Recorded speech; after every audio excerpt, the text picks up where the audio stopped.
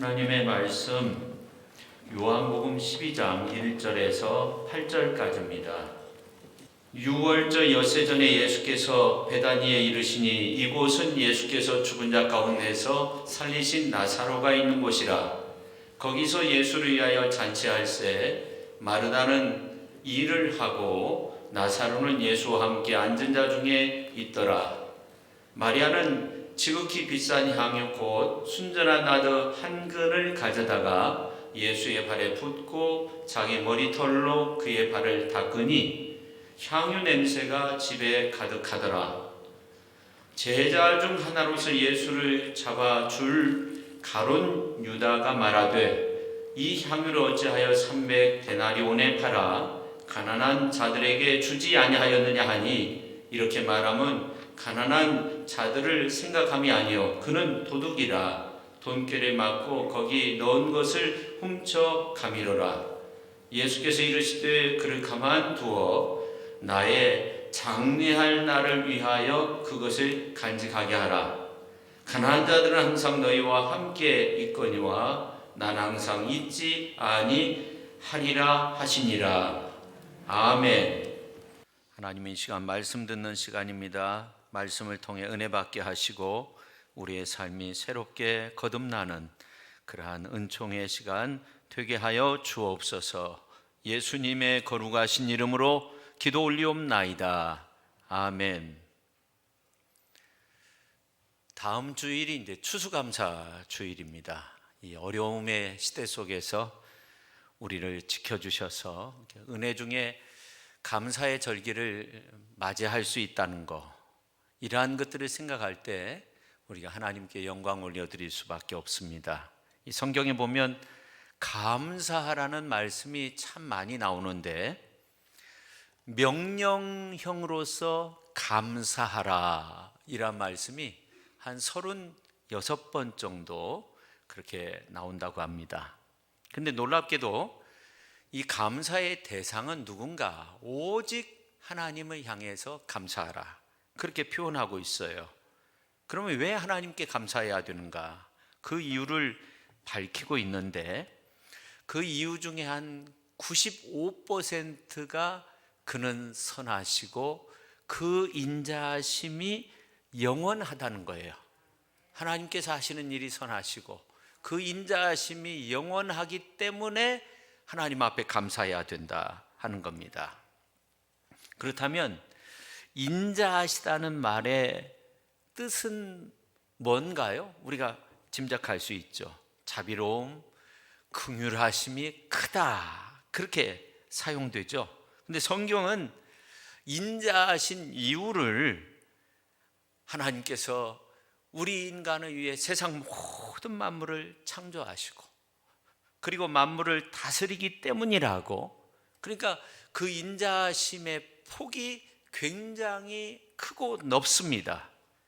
다시 말해 하나님이 세상 만물을 창조하시고 세상 만물을 다스리고 계신 이유가 우리 인간을 사랑하시기 때문이라는 거죠.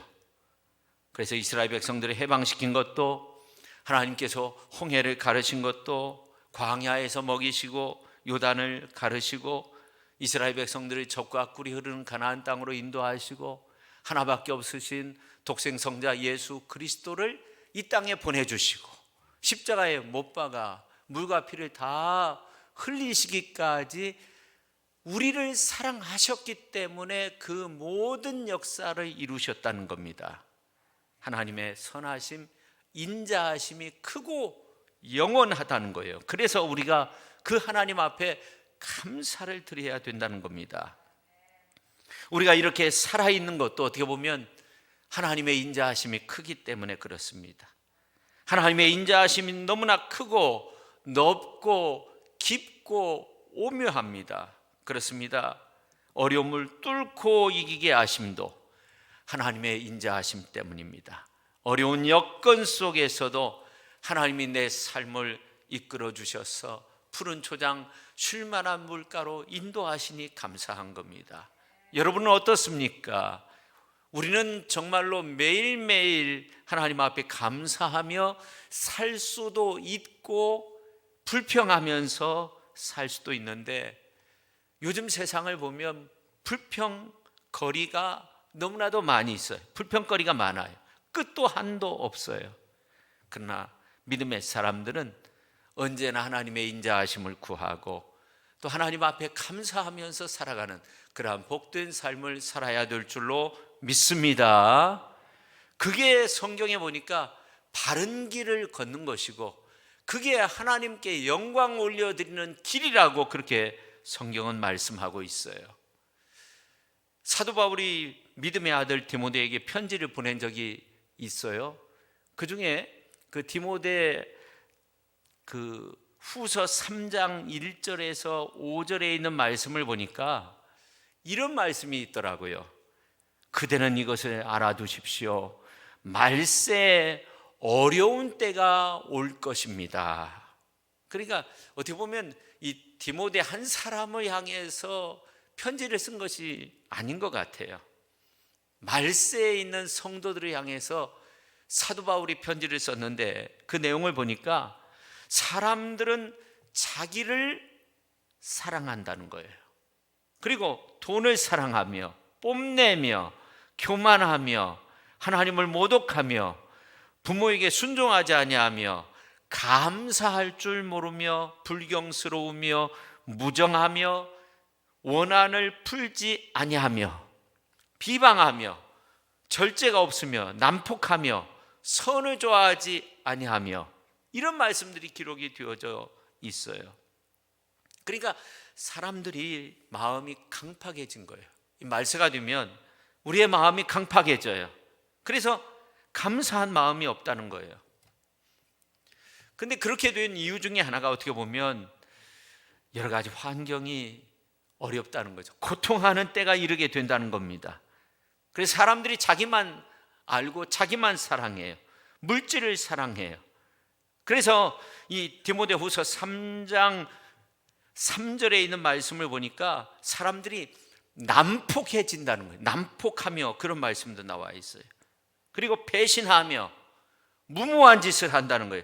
자만하며 하나님을 사랑하지 않고 쾌락을 더 사랑한다고 그렇게 말씀하고 있어요. 그래서 믿음의 사람들도 경건하게 보이기는 하지만 경건의 능력이 사라졌다는 거예요. 오늘 우리의 모습이 그런 모습은 아닌가? 우리가 한번 생각해 봐야 돼요.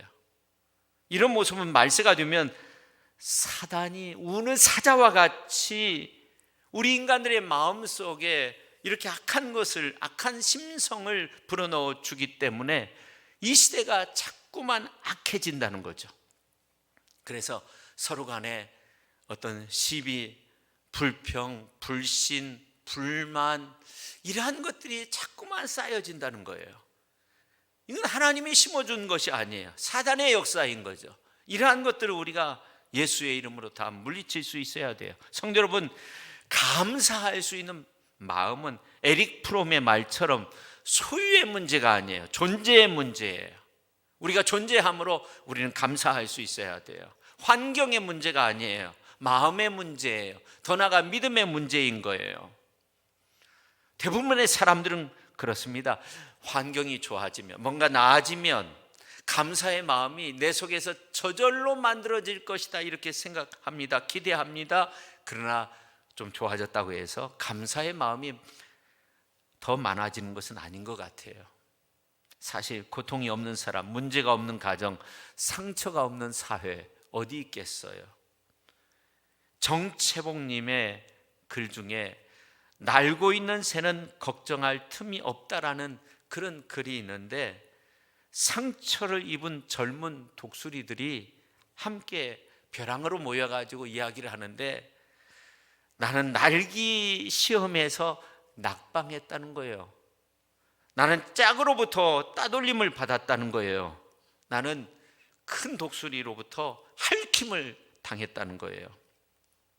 그래서 이들은 의견 일치를 이루었는데, 그것은 뭐냐면 사는 것이 죽는 것보다 못하다 그렇게 생각을 해요. 그때 저 막루에서 영웅 독수리가 이 모습을 보고 쏜살같이 내려와서 왜 그러느냐 하면서 가슴을 딱 열어 보이는데 상처투성인 거예요. 이거는 날개 시험 때 솔까지 찢긴 자국이고, 이것은 윗 독수리들이 핥힌 자국이고, 근데 사실은 이건 겉에 드러나는 것 뿐이고 마음 빗금 자국은 헤아릴 수 없다, 그렇게 말을 하는 거예요. 그러면서 영웅 독수리가 조용히 말했습니다. 일어나 날자구나. 상처 없는 새들은 이 세상에 태어나자마자 죽은 새들이다. 살아가는 우리 가운데 상처 없는 새가 어디 있겠느냐. 정채봉 시인의 말처럼 상처 없는 새가 어디 있겠어요? 다 상처가 있죠.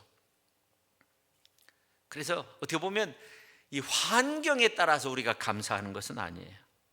우리를 한번 체크해 봐야 돼요. 내 마음속에 진정 이 감사의 마음이 있는가 한번 생각해 보세요. 우리는 먼저 하나님 앞에 감사할 수 있는 여건을 주세요. 이런 기도도 중요하지만 감사할 수 있는 환경을 주세요. 이런 기도도 참 중요하지만 사실은 감사할 수 있는 믿음을 달라고, 감사할 수 있는 마음의 여유로움을 달라고 그렇게 기도해야 됩니다.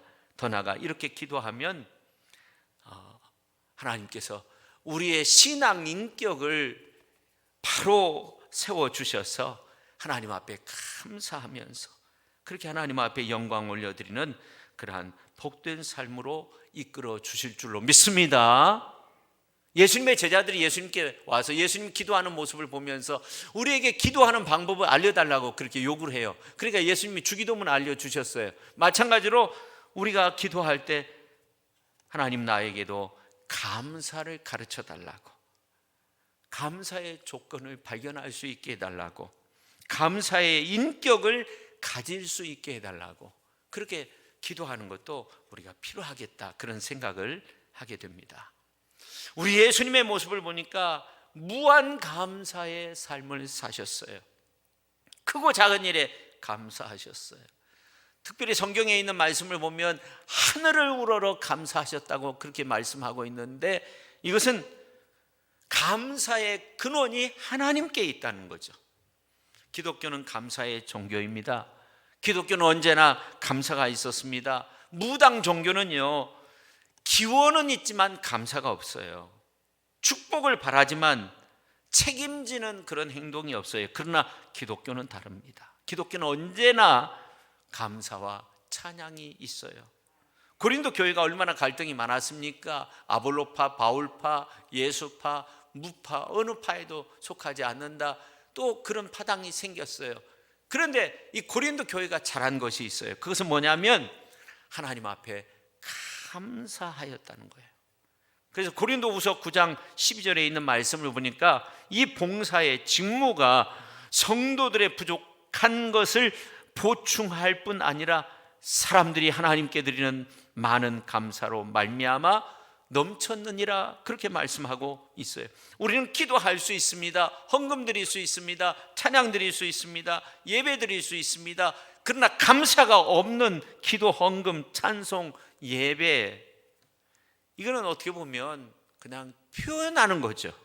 감사가 있어야 되죠. 어려움 중에서도 지켜주시니 감사합니다. 이 큰 환난 가운데 하나님께서 지켜주시니 감사합니다. 하나님 주신 은혜와 사랑을 생각할 때 하나님 너무나도 감사합니다. 범사에 감사드립니다. 이스라엘 백성들을 언약 백성이라고 하는데, 아브라함이 하나님과 언약을 세울 때 이제 재물을 쪼개가지고 그 사이를 지나치게 되잖아요. 그러니까 하나님과 언약 세운 거를 파기할 때 이렇게 쪼개지게 된다는 거예요.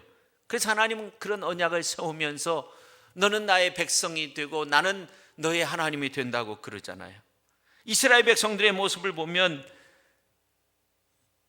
하나님은 나의 하나님으로 섬기고 내가 하나님의 백성이요, 하나님의 은혜 가운데 살아야 되는데, 북이스라엘 백성들의 모습을 보면 우상을 세워놓고 그게 하나님이라고 여기면서 살았던 그들의 모습을 볼 때 하나님이 얼마나 가슴 아팠겠어요.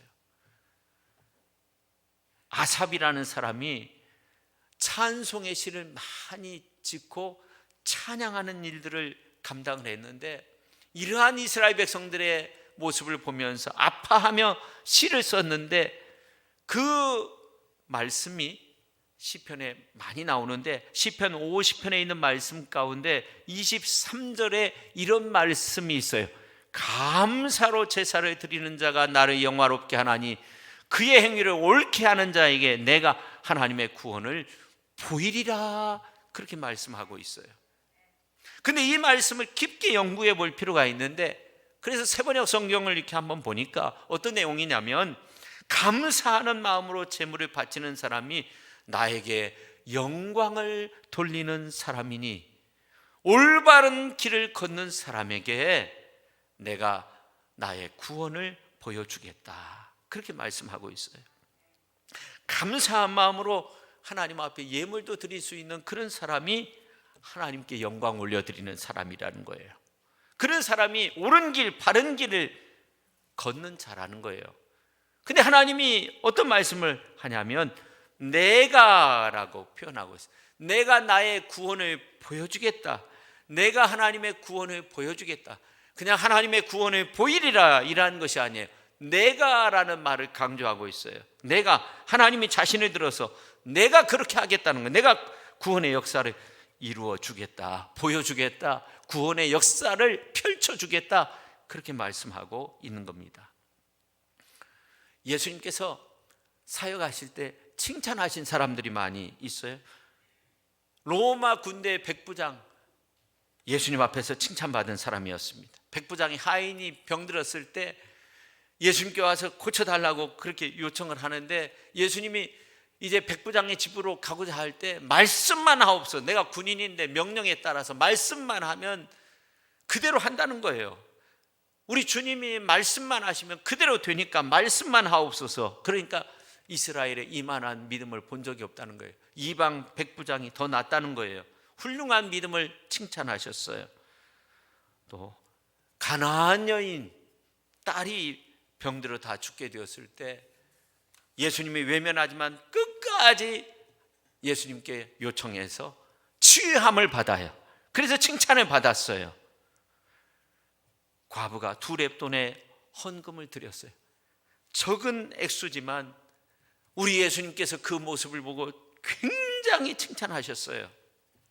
오늘 이제 말씀에도 그 내용이 나와 있는데, 주님이 기뻐하시며 이 여인이 행한 이 일을 복음이 전파되는 것에 이 여인의 행한 그 일도 전파되고 기념하게 된다는 그런 말씀을 하십니다. 그러니까 이 모든 사람들의 모습을 보면 하나님 앞에 영광 올려드린 사람들이고 하나님의 구원을 직접 경험한 사람들이었습니다. 근데 오늘 본문 말씀의 사건이 그 중에 대표적인 칭찬받는 그러한 일이었는데, 예수님께서 죽은 지 나흘이 된 이 나사로를 살리게 돼요. 그래서 이 나사로의 가정이 곧바로 예수님께 감사의 잔치자리를 마련해서 대접을 하게 되는 거죠. 그래서 오늘 2절 말씀을 보면 예수를 위하여 잔치할세, 그렇게 말씀하고 있어요. 근데 이 잔치가 벌어진 때는 예수님께서 십자가를 지시기 불과 엿새 전이었다고 그렇게 말씀하고 있어요. 그러니까 예루살렘 성에 입성하시기 바로 직전에 이 나사로의 집에서 잔치자리가 마련되었는데, 그때 주인공으로 예수님께서 참여하신 거예요. 근데 좀 독특한 것은 이전에는 예수님이 그냥 손님으로 그냥 그렇게 참여했는데, 오늘 잔치만은 예수님이 주인공이 되셨다는 거죠. 주인공으로 참여를 하셨다는 거, 이게 중요한 거죠. 그래서 예수님을 기쁘시기에 하기 위한 잔치자리였고, 예수님의 은혜에 보답하기 위한 잔치자리였어요. 때문에 그 자리의 의미를 아는 사람들이라면 예수님을 기쁘시게 할 것이 무언가 고민했을 겁니다. 근데 오늘 이제 본문 말씀에 보면 3명의 사람이 나오는데 나사로가 나오죠. 죽은 지 나흘 만에 살았으니까 이 나사로는 몸으로 예수 그리스도를 증거하는 사람이 되었어요. 유대인들도 나사로를 보고 죽은 지 나흘이나 됐는데 어떻게 다시 살아나느냐 하면서 하나님이 살아계시다고 예수님을 믿기 시작해요. 그래서 나사로까지 죽이려고 했던 그런 그 나사로가 있고, 그 다음에 마르다, 잔치자리를 준비하는, 음식을 준비하는 그러한 여성이었는데, 그전에는 불평한 적이 있지만 오라버니가 다시금 살아나니까 기쁨으로써 그 자리를 준비합니다. 그리고 또 한 사람이 있었습니다. 바로 마리아입니다. 이 마리아는 발 아래 여인이다, 그렇게 부릅니다. 예수님의 발 아래 앉아서 말씀을 듣기도 하고, 그리고 이제 오라버니를 위해서 발 아래에서 그렇게 기도할 때도 있었고, 또 발 아래 앉아서 예수님께 향유를 붓고, 그리고 자기의 머리카락으로 예수님의 발을 씻어드리고 닦아드린 그 여성이었어요. 그래서 발 아래 여인이다, 그렇게 주석가들은 말하기도 하는데, 여러분 한번 생각해 보세요. 나사로가 죽은 지 나흘 만에 살아났어요. 썩어서 냄새 나는 사람이었어요. 다시 살았다고 하지만 그 흔적이 남아있지 않겠어요? 집안에 그렇지 않겠어요? 그러니까 향유를 부으니까 완전히 분위기가 달라졌어요. 이제 향유로 가득하게 되었습니다. 마리아는 옥합을 깨뜨렸습니다. 그리고 예수님의 발에 부었습니다. 이스라엘 사람들은 머리를 굉장히 소중하게 생각합니다. 발은 지저분한 거죠. 그래서 노예들이나 발을 씻기는 그런 어떤 부분인데, 마리아는 가장 소중한 자기의 머리카락으로 예수님의 발을 향유를 붓고 난 다음에 닦아드리는 거예요. 가룟유다의 계산으로 보면 300데나리온, 한 데나리온은 노동자가 하루 품삯이니까 1년치의 그 엄청난 액수였어요. 향유는 붓고 병은 아낄 수도 있는데 마리아는 옥합을 깨뜨려 버렸어요. 이건 마지막 헌신이라는 거예요. 마지막 헌신의 기회, 영원한 기회가 되기를 원했습니다. 옥합을 깨뜨리고 향유를 몽땅 부어 나의 모든 것을 그분께 드리기를 원했던 여성이 바로 마리아였습니다.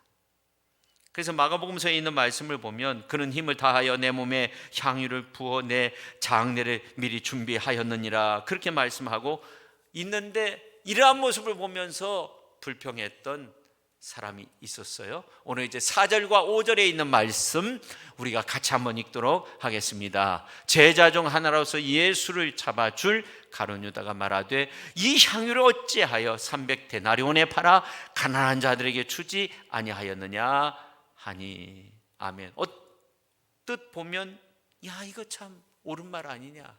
그 비싼 향유, 그것도 몇 방울만 이제 떨어뜨려도 되는데 다 깨버려가지고 어떻게 이렇게 할 수 있느냐 생각할 수 있죠. 근데 이 가룟유다는 한 3가지의 결정적인 잘못이 있었는데, 그것은 뭐냐면 마리아의 숭고한 사랑을 물질적인 것으로만 평가했다는 거예요. 마리아의 행동은 예수님을 향한 사랑의 극치였어요. 그 사랑을 돈으로 환산하고 있다는 거죠. 그리고 또 한 가지는 이 가룟유다의 동기가 불순했다는 거예요. 요한복음 12장 6절에 있는 말씀을 보면 그는 도둑이라고 그렇게 표현하고 있잖아요. 불순한 생각을 가지고 있는 거죠. 그 다음에 3번째 잘못은 잘못된 언행의 모순이 있었다는 거예요. 가룟유다가 그렇게 가난한 사람을 돕고자 했으면 자신이 뭔가를 해야 되는데, 그런 모습은 성경에 나와 있지 않아요. 그런 흔적이 없어요. 오늘 현대인들은 자신은 아무것도 하지 않으면서 어떤 영적인 문제, 신앙적인 문제를 제기하는, 그렇게 비판하는 경우가 많이 있어요. 오늘 이제 본문과 비슷한 사건이 마가복음 14장에도 나오는데, 오늘 이 마리아의 그 헌신의 모습을 허비하였다, 아폴레이아로 그렇게 표현하는데, 참 재미있는 것은 이 아폴레이아, 이 허비하였다, 이 말이 사실은 누구에게 해당이 되냐면 가룟유다에게 해당되는 단어로 그렇게 나와요. 그래서 이 요한복음서 17장 12절에 있는 말씀을 보면 이런 말씀이 나와요. 가룟유다를 들어서 그 중에 하나도 멸망하지 않고 다만 멸망의 자식뿐이오니 그렇게 말씀하고 있어요. 제자들이 다 예수님을 잘 섬겼는데 가룟 유다는 그렇게 하지 못했다는 그런 말인데, 거기에 보면 멸망의 자식뿐이오니 그런 말이 나오는데, 이 멸망이라는 말이 허비라는 말과 똑같은 단어로 쓰여지고 있다는 거예요. 아폴레이스라는 그런 말입니다. 그렇습니다. 예수님을 위해 사랑을 낭비할 줄 모르는 자가 오히려 예수를 은30에 판 가룟 유다가, 그 사람이 바로 낭비자고 허비자가 되는 거죠. 주님을 위해서 낭비할 수 있는 그런 어떤 자세가 필요한 거죠. 어쩌면 예수님의 장례를 위해 향유를 낭비한 마리아야말로 예수님을 알고 예수님의 사랑을 알고 복음을 알고 하나님의 나라의 비밀을 알았던 사람이었습니다. 여러분 한번 생각해 보세요. 가족 식구들을 위해서 추운 날 시장을 봐가지고 정성껏 준비한 그 아내의 손길, 그걸 어떻게 낭비라고 표현할 수 있겠어요? 가족을 위해서 하루 종일 땀방울을 흘리면서 일하는 그 아비의 모습, 어떻게 낭비라고 말할 수 있겠어요? 주를 위한 헌신, 주를 위한 봉사, 주를 위한 수고, 특히 한 영혼을 위해서, 한 영혼 구원하기 위해서 수고한 그 노력, 그 모든 것이 결코 낭비가 아니라는 거죠. 왜 그렇습니까? 천하보다도 귀한 한 영혼이기 때문에 그렇습니다. 사랑에는 낭비가 없는 거예요. 사랑에는 손해가 없는 거죠. 사랑은 논리로 따지는 그런 문제가 아니에요. 손익 계산하는 문제가 아니에요. 참된 사랑은 잃어버리는 거고, 참된 사랑은 빼앗기는 거고, 참된 사랑은 드리는 거고, 참된 사랑은 손해보면서도 행복한 거예요. 우리 모두 손해보며 행복한 그런 공동체를 만들어가는 것도 필요한 일입니다. 예수님 때문에 뭔가를 잃어본 경험이 있는 사람, 예수님 때문에 뭔가를 빼앗겨 본 그러한 경험이 있는 사람, 예수님 때문에 젊음을 바치고 시간을 바치고 예수님 때문에 물질을 바치고 눈물과 땀을 바치고 예수님 때문에 그 무언가를 낭비해 본 경험이 없는 사람은 진심으로 예수님의 그 사랑을 알고 있다고 말하기는 어려운 거죠. 마리아가 1년 연봉에 해당하는 옥합을 깨트려요 향유 기름을 쏟아 부었을 때 가룟 유다와 여러 제자들은 그것이 낭비라고 비난합니다. 그러나 예수님은 이렇게 말합니다. 마가복음서 14장 6절에 있는 말씀을 보니까 예수께서 이르시되 가만두라, 너희가 어찌하여 그를 괴롭게 하느냐, 그는 내게 좋은 일을 하였느니라, 그렇게 말씀하고 있습니다. 예수님은 좋은 일을 하였다, 아름다운 일을 하였다, 멋진 일을 하였다, 아름다운 낭비였다고 그렇게 말씀하고 있습니다. 그렇습니다. 계산을 초월했던 주님의 그 사랑,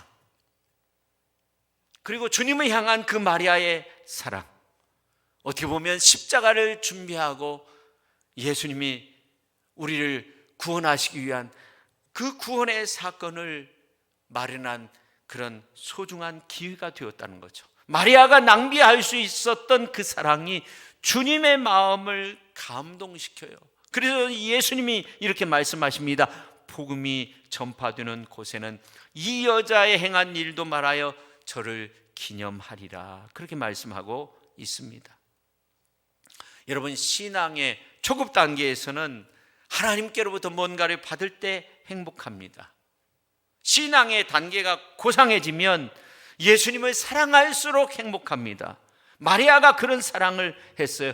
주님을 위해 낭비할수록 행복한 사랑이었습니다. 철없는 아이의 사랑은 엄마의 사랑을 받아서 행복한 겁니다.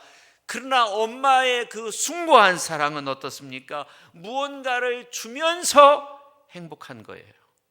뭔가를 주면서 행복한 거예요. 부모님을 모시고 가서 식사 대접을 해드렸는데 당연히 자식 뛴 도리로 자식이 내야 되는데 오히려 부모님이 탁 카드를 내면서 이것으로 계산하라 하면서 환히 웃잖아요. 여러분 그런 모습 보셨어요?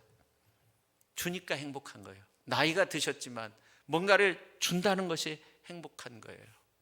저도 그런 경험을 근래에 한 적이 있는데, 이제 어디 식당에 가서 어머니하고 저하고 식사를 하게 됐는데 어머니가 5만 원짜리를 탁 내면서 이것으로 계산하라 하면서 저를 보면서 웃는 모습, 아주 그냥 자신만만하게 야 걱정하지 마 하면서 내가 낼게 하는 그 모습이 지금도 눈에 선해요.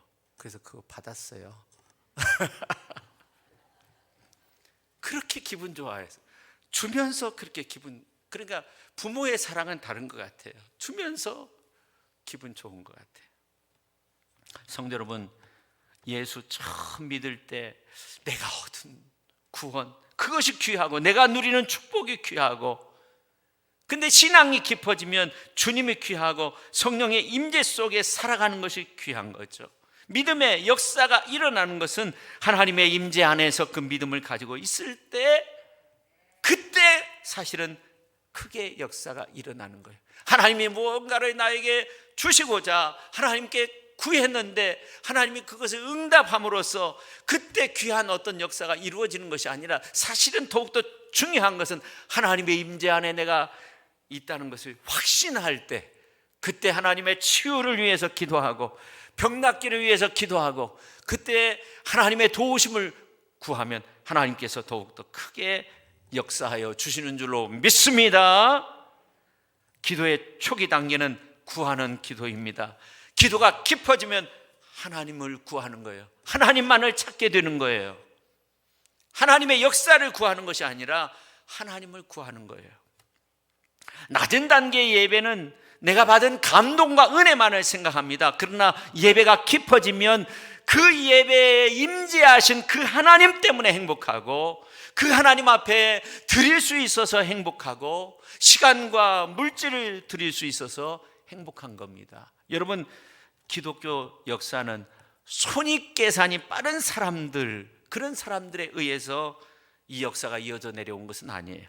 마리아의 뒤를 따라서 옥합을 깬 순교자를 통해서, 우리나라도 마찬가지입니다. 자기의 몸이 갈기갈기 찢겨져서 못 위를 걸으면서 자신의 옥합을 깨뜨린 주기철 목사님과 같은 분이 있었기 때문에 모진 핍박 가운데서도 정말 그 주 목사님들을 생각하면서, 그런 위대한 선인들을 생각하면서 인내하며 지금에 이른 거 아닙니까? 자식 둘을 준 것도 모자라서 나중에 자신까지 내준 이 손양원 목사님의 그러한 옥합이 있었기 때문에 든든하게 세워져 가는 거죠. 그런데 그보다 훨씬 전에 낭비할수록 행복했던 한 사람이 있죠. 우리 향해 자신의 옥합을 완전히 깨뜨린 예수님. 예수님의 사랑에는 우리를 위해 자신의 전부를 다 드린 사랑이었어요. 옥합만 깨뜨린 것이 아니에요. 자신을 깨뜨렸어요. 자신을 깨뜨려서 십자가상에서 우리를 위해서 모든 것을 다 내어주셨어요. 여러분, 요즘은 가을이 돼서 낙엽이 막 이렇게 떨어지는데, 요즘 특히 더 낙엽이 막 이렇게 떨어지는 것을 느끼게 되는데, 요즘 이 시대를 보면 뿔뿔이 흩어진 낙엽과 같은 그런 시대가 되지 않았나. 낙엽이 소중하다고 생각하지 않잖아요. 떨어지면 밟아버리는 일은, 그것을 쓸어서 모으려고 하잖아요. 그냥 기계로 불어서 한쪽으로 치우잖아요. 그런 시대가 된 것 같아요. 밟고 지나치는 시대. 우리가 어떤 일을 할 때 옥합을 깨뜨리는 그런 정성이 필요한 거죠. 이 시대가 이렇게 악한 시대가 되었기 때문에 우리가 정말로 하나님의 임재 가운데 서서 정말로 주님이 반드시 원하시는 그 믿음의 길을 가기 위해 우리가 힘써야 되는 그러한 시대, 그런 시대 속에서 우리가 살고 있습니다. 여러분, 주님은 반드시 우리가 하나님의 임재 안에 있을 때 우리에게 말씀하실 거예요. 내가 병이 나았다. 너가 사는 동안 내가 언제나 너를 은혜의 손길로 붙들어 주겠다. 주님은 마리아에게 복음이 들어가는 곳에 마리아 너가 행한 그 일이 영영이 증거되고 영원히 기억되도록 기념이 되도록 하겠다, 그렇게 말씀하셨어요. 우리의 옥합을 깨트리는 헌신의 마음가짐 속에 주님의 임재함이 있다는 이 사실을 기억하시기 바랍니다. 주님의 임재의 손길 안에 주님의 믿음의 역사가 일어날 수 있는 거예요. 구원의 역사가 일어나는 거예요. 문제 해결함의 역사가 일어나고 기적이 일어나고 우리가 가지고 있는 능력 그 이상의 놀라운 역사로 우리의 삶이 채워질 것입니다. 그리하여 이제 여러분은 하나님께서 쓰시는 하나님의 손길이 닿는 하나님의 은혜의 도구가 되어서 세상 속에서 주님의 향기를 드러내십시오. 주님의 임재하심 가운데서 옥합을 깨트릴 수 있는 그런 어떤 정성과 마음으로 살아서 주님의 축복의 향기가 되십시오. 그 은혜의 역사가 내 삶 속에 이루어지는 것을 체험하면서 살아가는 그런 훌륭한 하나님의 사람들이 다 될 수 있기를 예수님의 이름으로 축원합니다. 기도하겠습니다. 하나님 아버지, 오늘 옥합을 깨트린 마리아의 모습을 보면서 우리 자신을 생각해 봅니다. 그런 정성과 그런 마음의 태도로 우리에게 주어진 삶의 여정의 길을 걷고 있는지, 사명의 길을 걷고 있는지 주님 앞에 참 감사와 영광된 모습으로 바른 길을 가고 있는지, 우리의 모습을 볼 때 너무나도 부족하고 연약한 우리들의 모습들을 보게 됩니다.